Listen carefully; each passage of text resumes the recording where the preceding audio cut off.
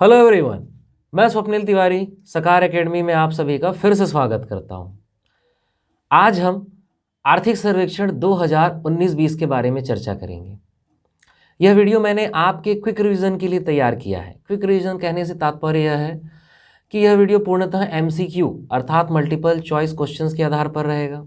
यह वीडियो आपके लिए बहुत महत्वपूर्ण साबित हो सकता है। उसका मुख्य कारण यह है कि इस वीडियो पर मैंने आर्थिक सर्वेक्षण के उन प्रश्नों को लिया है जो CGPSC प्रारंभिक परीक्षा में गत वर्षों में पूछे गए हैं और उस आधार पर जो प्रश्न बन सकते हैं उन प्रश्नों को मैंने बनाया है। इसीलिए यह वीडियो बहुत महत्वपूर्ण है।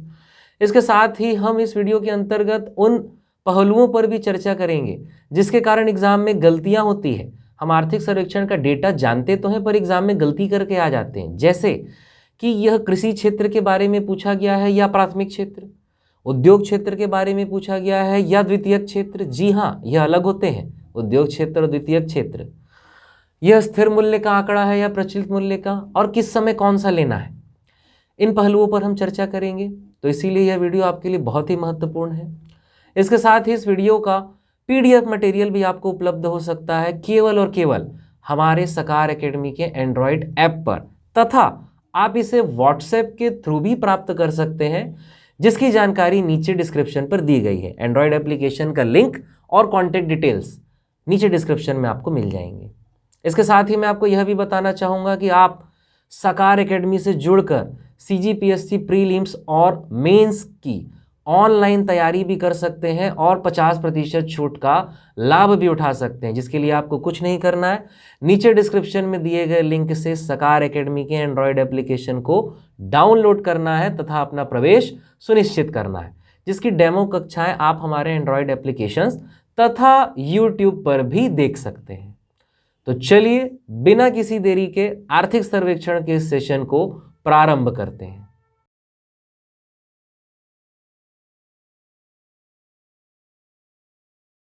प्रश्न संख्या 21 में आते हैं। जैसा कि प्रश्न संख्या 21 में हमको दिख रहा है कि छत्तीसगढ़ राज्य के सकल घरेलू उत्पाद में स्थिर कीमतों पर वर्ष 2011-12 से 2019-20 की अवधि में सेवा क्षेत्र में योगदान की प्रवृत्ति क्या रही है। यह CGPSC प्रीलिम्स 2017 का प्रश्न है। ठीक है, तो उसे हमने 19-20 के आधार पर बनाया है। तो देखिए, याद रखिए, कभी भी प्रवृत्ति का क्वेश्चन आता है उसके ऑप्शन ऐसे ही रहेंगे कि भैया 2011-12 से 19-20 तक लगातार बढ़ रही है या लगातार कम हो रही है या लगातार उतार चढ़ाव की स्थिति है या लगातार स्थिरता की स्थिति है। ठीक है, तो थोड़ा बहुत अर्थव्यवस्था पढ़ने के बाद हम यह तुक्का तो मार ही सकते हैं कि भैया लगातार बढ़ रहा है ऐसा हमारा देश नहीं है, लगातार कम हो रहे हैं ऐसा हमारा देश हो सकता है पर है नहीं। ठीक है, स्थिरता बने रहे ऐसा भी हमारा न देश है न राज्य है। तो कभी भी याद रखिए कि अर्थव्यवस्था के तीनों क्षेत्र, चाहे सेवा क्षेत्र कहे या कृषि क्षेत्र कहे या द्वितीयक उद्योग क्षेत्र कुछ भी कहे, उनके वृद्धि दर में हमेशा उतार चढ़ाव की ही स्थिति रहेगी। Option number C. तो इसका सही आंसर क्या होगा? Option number C. किसी भी क्षेत्र के लिए हमेशा यह उतार चढ़ाव की स्थिति। क्वेश्चन समझ में आ रहा है ना कि भाई 2011-12 में जैसे योगदान जो है वो सपोज 24% था, 12-13 में 25% था, 13-14 में फिर वो 50% हो गया, 14-15 में फिर समझ लो फिर से 30% हो गया, उसके बाद फिर बढ़ के वो 56% अगले साल हो गया। तो इस प्रकार क्या है कि योगदान में उतार चढ़ाव की स्थिति रही है।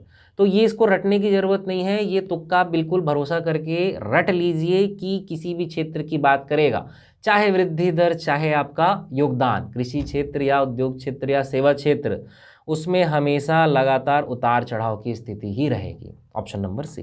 ठीक है, चलिए अगले प्रश्न में आते हैं। प्रश्न संख्या 22, अग्रिम अनुमान के अनुसार। समझ में आ गया आपको अग्रिम अनुमान क्या है? अभी तक जितने भी आंकड़े हम पढ़े हैं केवल एक वो त्वरित अनुमान के अलावा सभी अग्रिम अनुमान में रहेंगे। आर्थिक सर्वेक्षण 19-20 के जितने भी आंकड़े रहेंगे वो अग्रिम अनुमान, एडवांस एस्टिमेट ही कहलाते हैं। और 2018-19 का डेटा जो 19-20 में आया है वह त्वरित अनुमान कहलाता है। ठीक है, तो यह चूंकि प्रश्न के रूप में भी आता है तो ये कंफ्यूज नहीं होना है। अग्रिम अनुमान पढ़ के जो आप पढ़ के जा रहे हो वही है, लेकिन हाँ त्वरित रहा तो हो सकता है कि आप त्वरित पढ़ के ना गए हो। ठीक है, ये हो सकता है।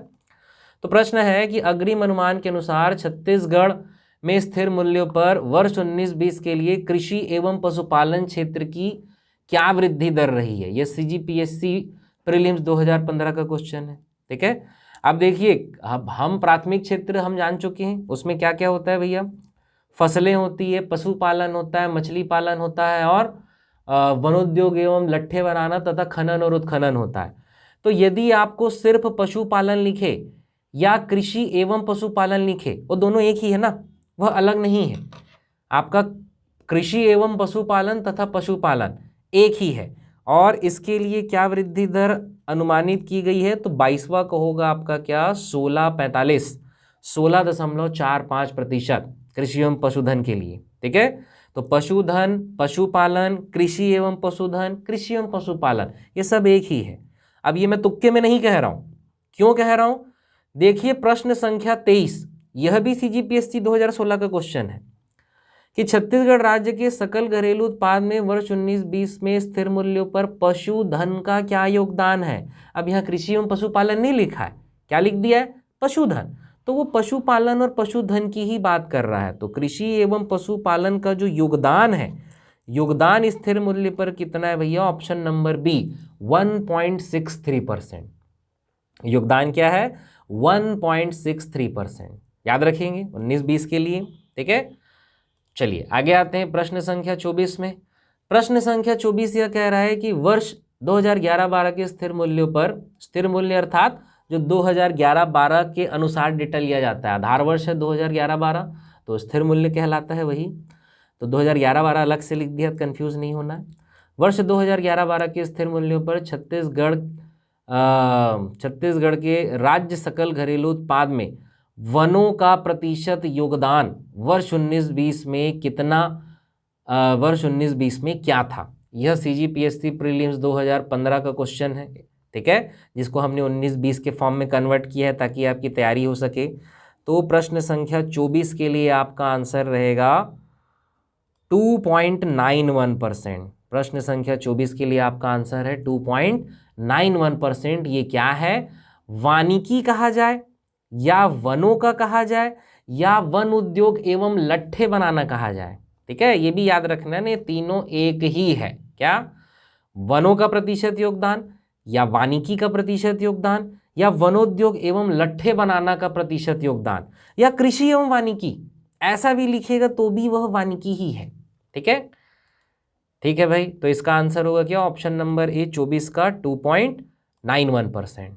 ठीक, चलिए अगले प्रश्न में आते हैं। प्रश्न संख्या 25, जैसा कि मैंने कहा वन और वानिकी एक ही है, उसका सबूत है ये CGPSC प्रीलिम 2017 का क्वेश्चन है कि वर्ष 2019-20 में छत्तीसगढ़ राज्य के सकल घरेलू उत्पाद में वानिकी की वृद्धि दर को कितना अनुमानित किया गया है। तो वानिकी की वृद्धि दर को कितना अनुमानित किया गया है भैया, ये होगा ऑप्शन नंबर ए 0.79% अनुमानित किया गया है। ठीक है, वानिकी की वृद्धि दर, तो वन क्षेत्र, वानिकी, कृषि एवं वानिकी या वनोद्योग एवं लट्ठे बनाना, एग्जैक्ट आर्थिक सर्वेक्षण में यही लिखा रहता है, वनोद्योग एवं लट्ठे बनाना, तो ये एग्जैक्ट यही लिखा है, तो उसका वृद्धि दर क्या है 0.79%, याद रहेगा। ठीक है भाई, चलिए आगे चलते हैं। उसके बाद प्रश्न संख्या 26 में हम आते हैं। प्रश्न संख्या 26, अब जैसे इसके पहले जो हम क्वेश्चन देखे 21 से 25, वह CGPSC में पूछे जा चुके प्रश्न थे, उस आधार पर जो मैंने प्रश्न बनाए हैं अब वो यह है। ठीक है, छत्तीसगढ़ राज्य के सकल घरेलू उत्पाद में वर्ष 19-20 में स्थिर मूल्यों पर फसलों का योगदान क्या है। तो स्थिर मूल्य पर फसलों का योगदान है भैया ऑप्शन नंबर बी 10.19%, याद रहेगा। ठीक है, चलिए आगे चलते हैं। 10.19 ऑप्शन नंबर बी। प्रश्न संख्या 27, छत्तीसगढ़ राज्य के सकल घरेलू उत्पाद में वर्ष 19-20 में स्थिर मूल्यों पर खनन एवं उत्खनन की वृद्धि दर क्या है। तो देखिए, इसके पहले फसल का योगदान मैंने पूछा है, वह वृद्धि दर भी पूछ सकता है, और जैसे ये खनन उत्खनन की वृद्धि दर है वह योगदान भी पूछ सकता है। ठीक है, तो यहाँ वृद्धि दर पूछ रहा है, और प्रश्न संख्या 27 के लिए आपका आंसर होगा 5.45%, याद रहेगा। ठीक है, चलिए आगे चलते हैं। प्रश्न संख्या 28 में आते हैं। छत्तीसगढ़ राज्य के सकल घरेलू उत्पाद में वर्ष 2014-15 से 2019-20 तक स्थिर मूल्यों पर पशुपालन की वृद्धि दर किस वर्ष अधिकतम रही है? तो क्या सर वो कृषि और प्राथमिक का अधिकतम न्यूनतम पढ़ रहे हैं, इसका भी पढ़ना पड़ेगा? भाई अभी आप देख चुके हैं 2 बार ही पशुपालन और पशुधन का क्वेश्चन आया है, तो थोड़ा सा पशुपालन और पशुधन को अच्छे से पढ़ लीजिएगा, ठीक है। इसके लिए आप हमारे पीडीएफ मटेरियल को भी आप फॉलो कर सकते हैं, जो आपको सकार एकेडमी के एंड्रॉयड एप्लीकेशन पर भी उपलब्ध होगा और व्हाट्सएप के थ्रू भी आप प्राप्त कर सकते हैं, जिसकी जानकारियाँ नीचे डिस्क्रिप्शन पर दी गई है, ठीक है। तो इस प्रश्न का आंसर होगा आपका, प्रश्न संख्या 28 का आंसर होगा ऑप्शन नंबर डी। देखिए भैया इसी साल के लिए है भाई आपका गोधन न्याय योजना और आपका नरवा गुरवा बाड़ी वाली जो योजनाएं हैं, ठीक है। तो क्या है, गोठान कई खोले गए हैं, तो पशुपालन से रिलेटेड छत्तीसगढ़ सरकार के द्वारा काफ़ी कार्य किया गया है, ठीक है। तो उस आधार पर ही 19-20 पे ये ज़्यादा आया, ठीक है। तो पशुपालन की वृद्धि दर किस वर्ष अधिकतम है? 19-20 पर ही अधिकतम है। तो एक ये महत्वपूर्ण क्वेश्चन हो सकता है, इसे बिल्कुल याद रखेंगे, ठीक है। इसके बाद चलते हैं प्रश्न संख्या 29 में। छत्तीसगढ़ राज्य के सकल घरेलू उत्पाद में वर्ष 14-15 से 19-20 तक स्थिर मूल्य पर वानिकी का योगदान किस वर्ष अधिकतम रहा है?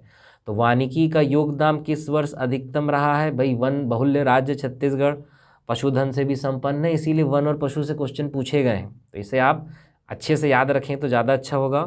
तो इसका आंसर होगा ऑप्शन नंबर ए, 2016-17 में वानिकी का योगदान सर्वाधिक रहा है।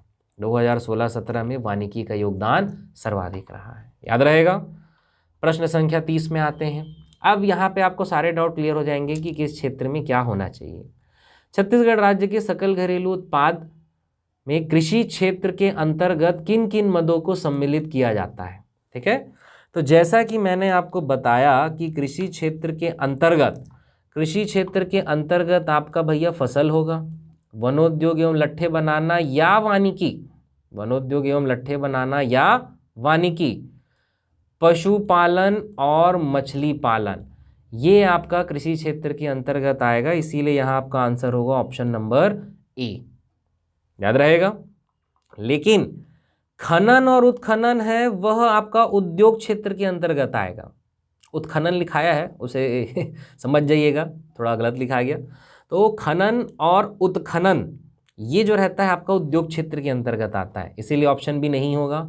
निर्माण विनिर्माण तो द्वितीय क्षेत्र है, क्लियर है, और उद्योग खनन और उत्खनन यह तो द्वितीय क्षेत्र के अंतर्गत आता है, ठीक है। तो इस प्रकार से ये आपका प्रश्न संख्या 30 का आंसर होगा ऑप्शन नंबर ए, याद रहेगा कि प्राथमिक कृषि क्षेत्र के अंतर्गत क्या आ रहा है। उसी प्रकार अगर प्राथमिक क्षेत्र के अंतर्गत क्या आ रहा है कहा जाएगा, तो भैया ये मछली पालन में आपका ऑप्शन नंबर जो बी है, फसल खनन उत्खनन पशुपालन मछली पालन और वानिकी, ये सभी इंक्लूड हो जाएगा आपका प्राथमिक क्षेत्र के अंतर्गत, क्लियर है। अर्थात बहुत आसान है भाई कि ये खनन और उत्खनन ऑप्शन बी से हटा दो तो वो कृषि क्षेत्र है, ठीक है, और खनन और उत्खनन को रख दो यानी कि ऑप्शन बी, तो वो आपका प्राथमिक क्षेत्र है, याद रहेगा। तो यहाँ आपका आंसर क्या होगा, ऑप्शन नंबर बी।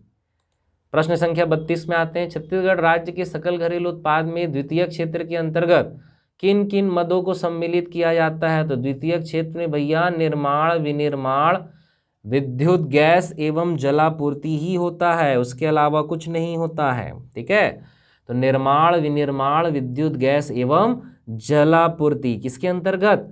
द्वितीय क्षेत्र के अंतर्गत। उद्योग क्षेत्र क्या होता है? द्वितीय क्षेत्र में जब खनन उत्खनन को जोड़ दिया जाता है। तो इसीलिए प्रश्न संख्या 33 मैंने बनाया है कि भाई उद्योग क्षेत्र के अंतर्गत कौन कौन सी मदें सम्मिलित है। तो उद्योग क्षेत्र के अंतर्गत होगा भैया ये ऊपर का ऑप्शन सी तो रह गई, निर्माण विनिर्माण विद्युत गैस एवं जलापूर्ति, ये तो द्वितीय क्षेत्र है, उसमें ये खनन और उत्खनन को जोड़ देना है। तो खनन और उत्खनन को जैसे ही जोड़ देंगे तो क्या कहला जाता है भैया? उद्योग क्षेत्र। तो यहाँ आपका आंसर होगा ऑप्शन नंबर डी। समझ में आया किस किस क्षेत्र के अंतर्गत कौन कौन सी मदें आती हैं? सॉरी, चलिए आगे चलते हैं। प्रश्न संख्या 34 में आते हैं कि छत्तीसगढ़ राज्य के सकल घरेलू उत्पाद में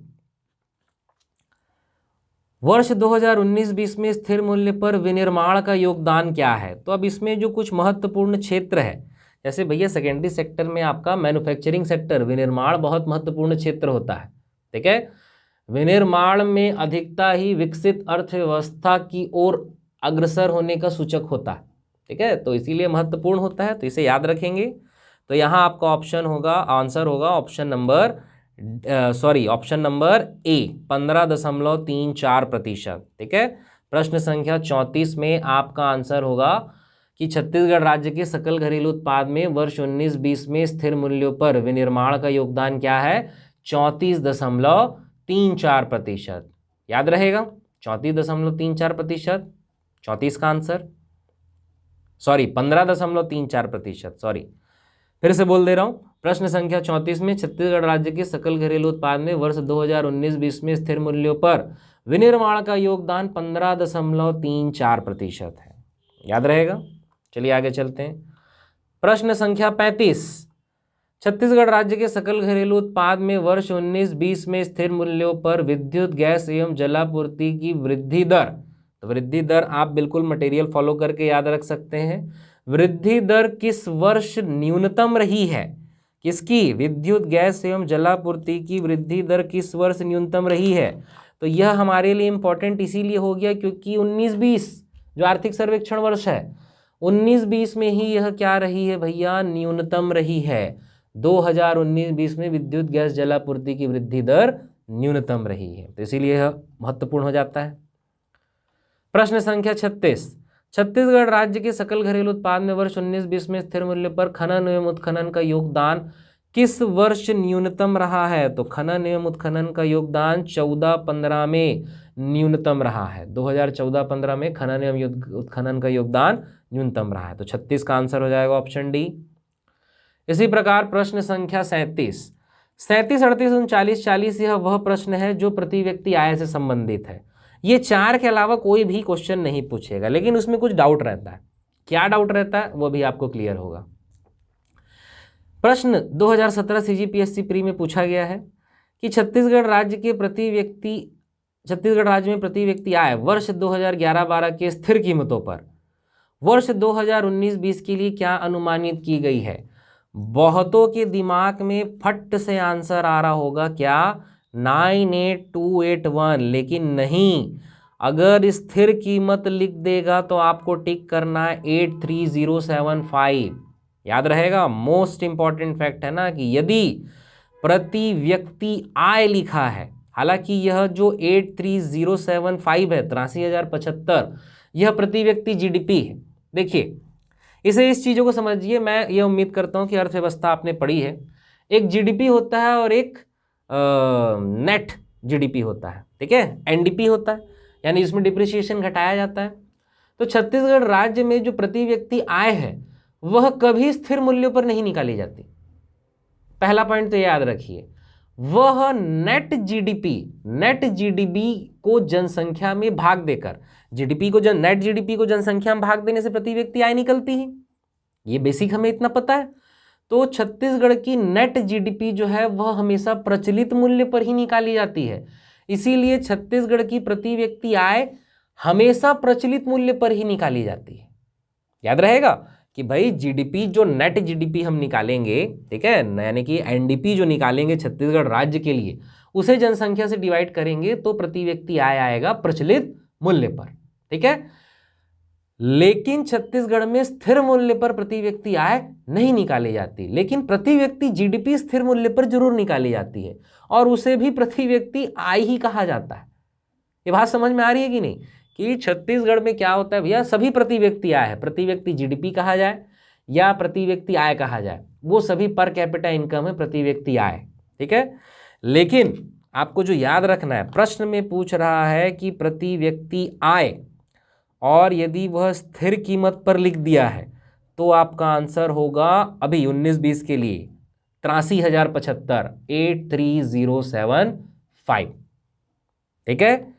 लेकिन यदि यही प्रश्न संख्या 38, छत्तीसगढ़ में प्रति व्यक्ति आय प्रचलित कीमतों पर क्या है? तो हाँ, अब इसके पहले जो आप कूद कूद कर आंसर दे रहे थे, प्रश्न संख्या 38 का आंसर होगा ऑप्शन नंबर बी, 98,281, 98,281। ठीक है, यह प्रचलित मूल्य पर प्रति व्यक्ति आय, और यही छत्तीसगढ़ आर्थिक सर्वेक्षण में जारी किया जाता है। बाकी सभी प्रति व्यक्ति जीडीपी होता है। ठीक है, सभी का सभी प्रति व्यक्ति जीडीपी रहेगा ना, लेकिन उसे प्रति व्यक्ति आय ही कहते हैं। ठीक है, तो प्रति व्यक्ति आय अगर प्रचलित मूल्य पर लिखा है, प्रचलित कीमतों पर, तो आपका आंसर होगा 98,281। लेकिन यदि यही प्रति व्यक्ति सकल घरेलू उत्पाद या जीडीपी लिख दिया है, प्रति व्यक्ति जीडीपी आपको लिख दिया है, तो आपका आंसर होगा भैया 1,12,318। उस कंडीशन में आपका आंसर क्या होगा? 1,12,318, 112318। याद रहेगा?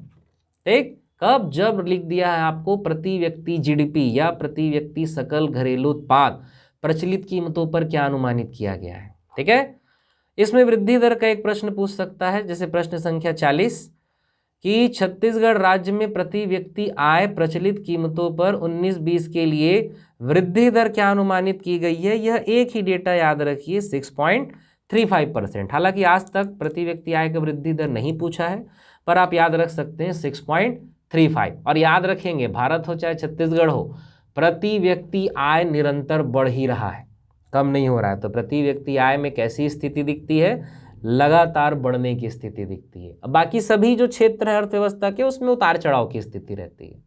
याद रहेगा? तो मैं एक बार रिकॉल कर देता हूं आपके लिए कि यदि आपसे प्रति व्यक्ति आय, प्रश्न संख्या 37, यदि आपसे प्रति व्यक्ति आय स्थिर कीमतों पर पूछ रहा है तो आंसर होगा 83075। यदि आपसे प्रति व्यक्ति आय प्रचलित कीमतों पर पूछ रहा है तो आंसर होगा 98,281। यदि आपसे प्रति व्यक्ति जीडीपी प्रचलित कीमतों पर पूछ रहा है तो आपका आंसर होगा 112318। अच्छा, मन में डाउट आएगा कि यदि प्रति व्यक्ति जीडीपी स्थिर कीमतों पर पूछेगा, हाँ तो वो यही है भाई, प्रति व्यक्ति जीडीपी और प्रति व्यक्ति आय 83075 है स्थिर कीमत पर। ठीक है, फिर से बोल रहा हूं, स्थिर कीमत पर प्रति व्यक्ति जीडीपी और प्रति व्यक्ति आय यही है 83075। लेकिन प्रचलित कीमत पर प्रति व्यक्ति आय है 98,281 और प्रचलित कीमत पर प्रति व्यक्ति जीडीपी है 112318। तो सर ये दोनों में सेम है और ये दोनों में अलग क्यों है? मैंने थोड़ी देर पहले समझाया, वो यहां हो सकता है क्लियर हो जाए कि प्रति व्यक्ति आय एनडीपी पे निकाली जाती है, नेट मूल्यह्रास इसमें घटाया जाता है, लेकिन प्रति व्यक्ति जो जीडीपी है वो ग्रॉस में निकाली जाती है, इसमें मूल्यह्रास जुड़ा रहता है, इसीलिए ज़्यादा होता है। ठीक है, तो मेरे ख्याल से बहुत सारे डाउट्स भी आपके क्लियर हो गए होंगे और बहुत सारा डेटा भी आपको अच्छे से क्लियर हो गया होगा कि कब कहाँ कौन सा डेटा टिक करना है। ठीक, तो यह वीडियो आपको यदि पसंद आया है तो आप इसे लाइक करें, शेयर करें, अपने सभी फ्रेंड्स के साथ शेयर करें, आपके लिए महत्वपूर्ण तो है ही। और इस प्रकार आपका यह जो राजकीय आय का चैप्टर 1 है वह समाप्त होता है। अगले सेशन में हम चैप्टर 2 के बारे में देखेंगे, नए चैप्टर के बारे में देखेंगे। तो आप इस वीडियो को यदि आपको पसंद आया तो लाइक करें, शेयर करें, अपना रिव्यू कमेंट करें और आप सकार एकेडमी से जुड़ सकते हैं। जुड़ने के लिए जानकारी नीचे डिस्क्रिप्शन में दी गई है। तब तक बढ़िया घर में रहे, अच्छे से पढ़ाई करें, रिवाइज करें और मोस्ट इम्पॉर्टेंट स्वस्थ रहे, सुरक्षित रहें। धन्यवाद।